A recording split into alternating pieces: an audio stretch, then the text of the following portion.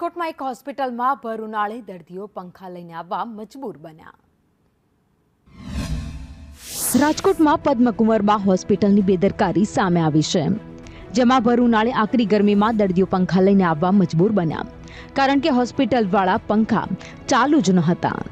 આખરે સંદેશ ન્યૂઝની ટીમ પહોંચતા ગઈકાલ સુધી બંધ પંખાઓ એકાએક આજે ચાલુ કરી દેવાયા।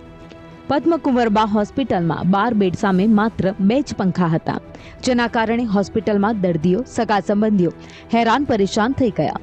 વિવાદ સામે આવતા જ દર્દીને શિફ્ટ કરી દેવાયા।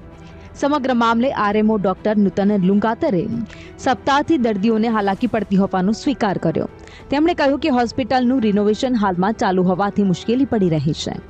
અમારા ધ્યાને આવ્યું એટલે નવા પંખા નંખાવ્યા છે, જરૂર પડશે તો એસી પણ નાખવામાં આવશે। હાલ અલગ અલગ તમામ વોર્ડમાં પંખા નાખવામાં આવ્યા છે। જો કે સવાલ એ થાય છે કે કેમ હોસ્પિટલના સત્તાધીશોને દર્દીઓ અને તેમના પરિજનોની હાલાકીની કોઈ જ ચિંતા નથી। આવી પ્રચંડ ગરમીમાં વગર પંખાએ કોઈ કેવી રીતે રહી શકે?